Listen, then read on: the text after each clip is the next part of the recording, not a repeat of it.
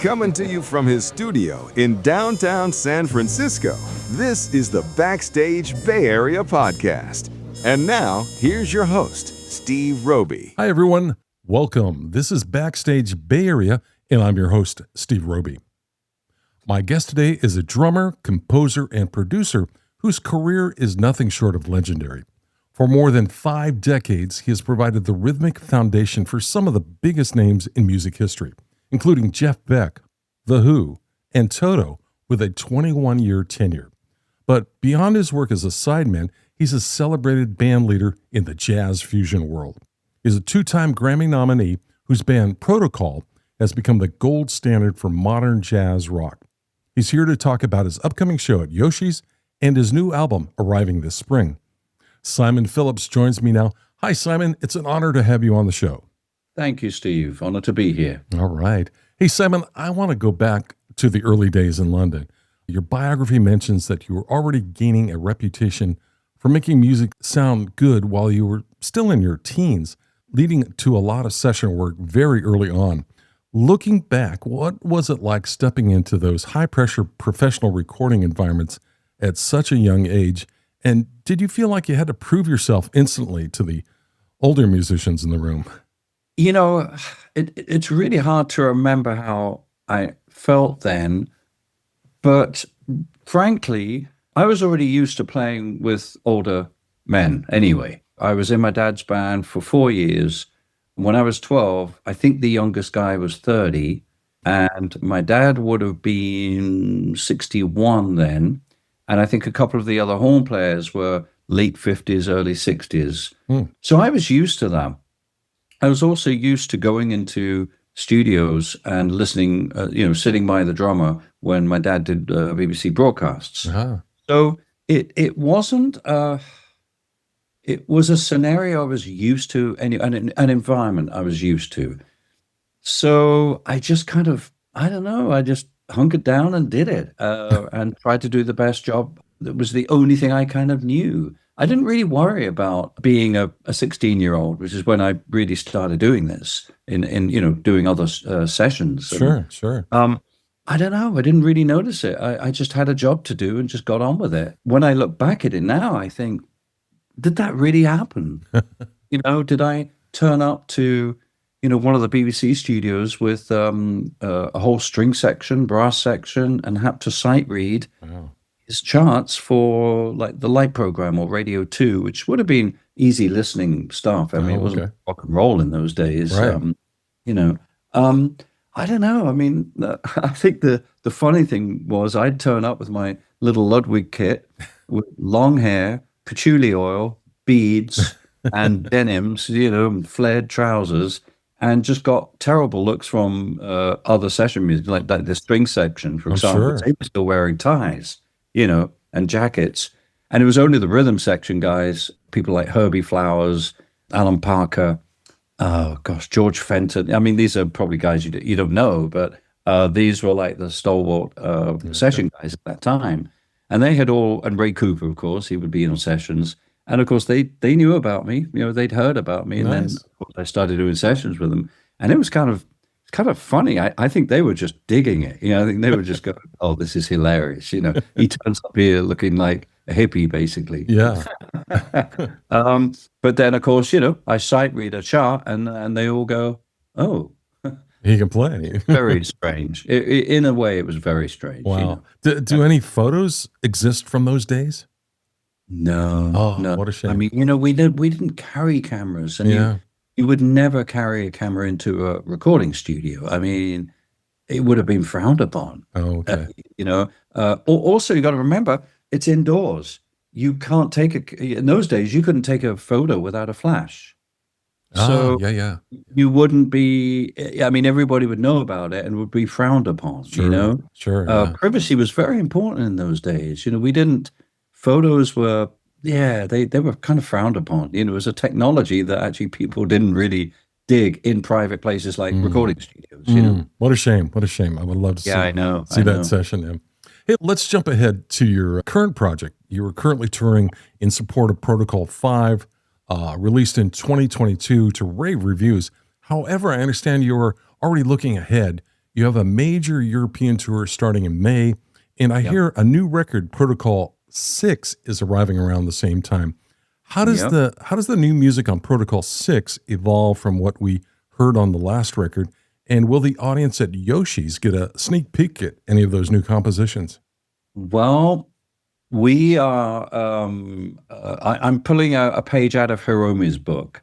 She used to love to play new compositions even before we recorded them, which is it's a really good way of doing it. In fact, Tony Williams, I believe the record he did, "Believe It," with Alan Holdsworth and Alan Pasqua, they were actually playing that material live before they went into the studio.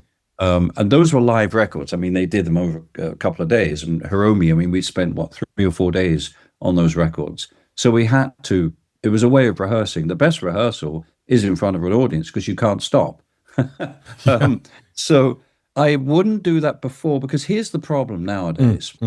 Anything you play live, somebody's going to record it. Somebody's going to do something about it. It's not a surprise anymore. Even your set list, before you've even done the show, they've seen the set list out on the stage. It's published. And it's such a shame, but we've recorded it. I mean, I've yet to finish the record. I've yet to mix it. Will take a while. But I would say it's basically the same band. We have a new horn player, but the writing, I spent, a couple of months last year writing all the material. It is different. I don't know how to describe it. It's not easy to play. I can tell you that. But nor was Protocol 5.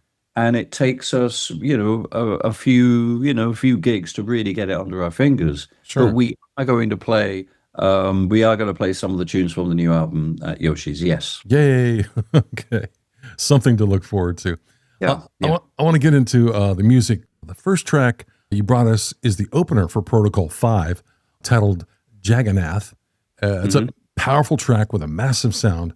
Can you tell us about the inspiration behind this composition and what the title represents for you? Right. Well, I was writing this, we were still in COVID, actually, when I was writing all of Protocol 5. I think it was 2021, so I had just moved into my newly rebuilt house after the Thomas fire. And the studio, which I had just really finished wiring up and putting together, and I had written quite a bit of the record, but I needed an up-tempo tune. And actually, the working title of that song was originally up-tempo, because then I know which file it is, in Pro Tools. I came up with this idea of using a very Indian type line. Very typical Indian rhythms where they minimize and shorten each time you play them. And that's the very first thing you hear, apart from that synth, that Moog intro with the sequencer going, which is exciting. And that was fun actually to do. And then it starts with the 16th note intro, which is very Indian based, especially this is kind of an Indian scale. And I thought, wow, that would be really cool. As I was working on this tune, we get our local dustbins picked up on a Wednesday morning. Okay. And these are big trucks, big heavy trucks, and you can just hear them. Even if you got all the windows closed, oh yeah, there's the dustbin truck, the trash truck, trash collector. Yeah. And it's basically a juggernaut. And I went, hang on a minute, that's a good word. And then I did some research. And Jagannath is actually where that word comes from. It's an Indian word, and it means basically large. I can't remember the exact description, but it's like large monster type being. Jagannath, yeah. So I'd have to re-look it up to really get the description. Well, yeah, and I thought that was very apt for that song. Perfect. Yeah, what a great setup. Let's play it now. This is Jagannath by Protocol. And you're listening to Backstage Bay Area.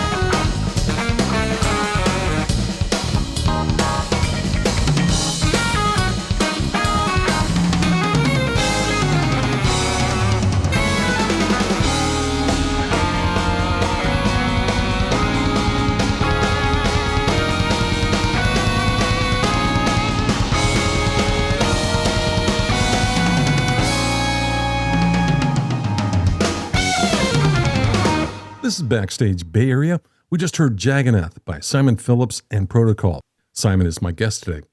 Simon, I want to talk about the lineup you're bringing to Oakland next Monday. You mentioned that this run you have a new saxophonist, Philip Wack. I've heard some compare his playing style to the legendary Joe Henderson. That's a high praise. What is it about Philip's sound or approach that reminds you of Henderson, and how has his energy changed the dynamic of the band on stage?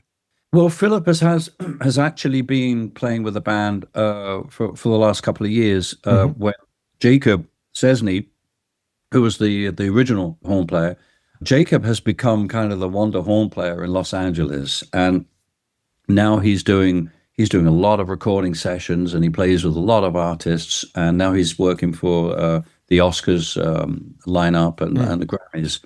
And yeah, I mean, great for him. Sadly for me, he's just become too busy. And he's a very, very dynamic player, wonderful stage presence. But he couldn't make all the shows, so he recommended Philip. Philip was actually a big fan of the band anyway. He would always come to our Catalina shows in LA. So he started playing with the band. He's quite different. His tone is different. It's a more mellow tone, I would say. But he's got a lot of fire when in his solos, and he comes from a different background. He's a little older than Jacob, so has a different upbringing in terms of listening to jazz and listening to horn players. But I think one of the most important things about being in a band is not just the playing, it's the hang. You have to travel with these guys. You have to spend long hours on planes, long hours in cars or vans, and just hanging. We have to be compatible socially. And Philip fits right in. He's a lovely man, and quiet, gentle, and just loves the hang. So he's a really good fit. And as he matures being in the band, he will find his own space in it, as it were. It always takes a while for any new band to kind of, I say it always takes a long tour to get a band to sound like a band. I've always said that. So now the band, it's a slightly different dynamic, but he'll find his way, and I'm sure he'll be great. Yep. Yeah, I'm looking forward to seeing the show on Monday. Well, let's move on to the second track for the show, and I hope I get the pronunciation right. Unde Viginti. Unde Viginti. Say it again. Unde Viginti. Unde Viginti. I'm sorry. It's a Latin word. Basically just means 19. 19. So knowing your reputation for rhythmic complexity, I have to assume this is a clue to the time signature. Can you talk about the challenge of writing a groove in 19 that still feels musical enough for the audience to nod their heads to? You see, I never start with the fact, for example, this never happens. I'm going to write a tune in 1916. I never think like that. It's accident. It happens by accident. And this is it was one of the early songs I wrote actually for Protocol 5. So this is still in 2020. And I was making breakfast. It's right in the midst of COVID. And I've got 2 boiled eggs cooking in a saucepan on the stove in my rental property, because my house wasn't built yet, was being built. I've got toast in the toaster, and I've got my strawberry jam and everything ready to eat. And this melody, I kind of woke up with this melody. I started singing this melody, and it kept going. And I went, oh, hang on a minute. Switched off the eggs, pulled out, ejected the toast, partially cooked toast, ran into the room, which was acting as my studio, singing the melody as I'm starting up the studio and Pro Tools and everything, and started picking up the notes on the keyboard. And as soon as Pro Tools was ready, I opened a new session, and I didn't even bother to put in any time signature or even maybe just a tempo. So it would have been 4, right? And I just recorded the melody, and I didn't know what time it was in. I hadn't worked that out yet. Once that melody was in Pro Tools, I then started to figure out on my fingers, what the subdivisions were, which is only 2s and 3s. That's all you have. I mean, it's never, everybody thinks that these complex time signatures or these time signatures are really complex. Well, to the untrained ear, yes, they may be, but actually think of it as just 2s and 3s and how you subdivide. And it's melody based. So in other words, the concept comes from almost Bulgarian folk music, because that's where the time signature comes from. It's how the melody forms and where the byline comes.